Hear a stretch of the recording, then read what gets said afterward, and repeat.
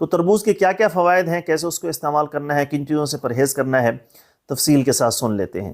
دوستو، تربوز موسم گرما کا عام پھل ہے، ہر کوئی اسے شوق سے کھاتا ہے، لیکن فوائد کا عام لوگوں کو بہت کم پتہ ہوتا ہے۔ مزاج کے اعتبار سے یہ سرد تر ہے درجہ اول کے اندر۔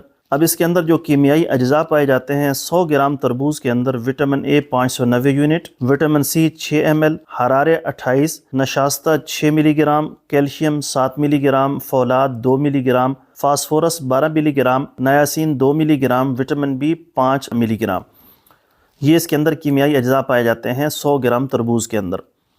فوائد: موسم گرما کے پھلوں میں جتنا فائدہ مند یہ ہے شاید ہی کوئی دوسرا پھل ہو۔ جگر کے لیے بہت نفع بخش ہے، مسکن صفرا ہے، پیاس کم کرتا ہے، جگر کی گرمی کے لیے نہایت سود مند ہے، پیشاب کھول کر لاتا ہے، گردوں کو اسی طرح صاف کرتا ہے جس طرح دھوبی کپڑوں سے میل نکال دیتا ہے، گردوں کے صفراوی سوزش اتر کر فعال ہو جاتے ہیں، ریشہ دار ہونے کی وجہ سے پیٹ کے تمام آلائش سے صاف کر دیتا ہے، دل کی گھبراہٹ کے لیے مفید ہے، خون کی رگوں سے کولیسٹرول طبی کو صاف کر کے کھول دیتا ہے، لیکوریا، جریان، احتلام، سرعت، رقت کے لیے خصوصاً مفید ہے۔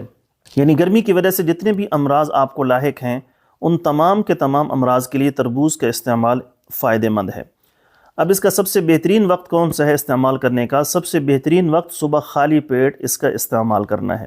احتیاط: تربوز جب بھی کھائیں اس کے بعد پانی نہیں پینا، چاول، دال ماش، اروی، بھنڈی، آلو، کیلا نہیں کھانا۔ تقریباً آدھے سے پونے گھنٹے بعد یوز کر سکتے ہیں، کیونکہ یہ اتنا ٹھنڈا ہوتا ہے کہ ان ثقیل اور لیسدار چیزوں کو ہضم نہیں ہونے دیتا اور ہیضے کی کیفیت میں مبتلا کر دیتا ہے۔ اگر خدا نخواستہ آپ نے ان چیزوں میں سے کوئی چیز استعمال کر لی اور آپ کو ہیضے کی کیفیت ہو گئی، اگر ایسا ہو جائے تو شہد اور پیاز کا پانی برابر وزن ملا کر 10 منٹ بعد 1 چمچ پینا ہے۔ اجوائن، دیسی اور پودینے کا قہوہ بار بار پلائیں، گرم ماحول فراہم کریں، انشاءاللہ تعالی ہیضے کی کیفیت بھی مکمل طور پر ختم ہو جائے گی۔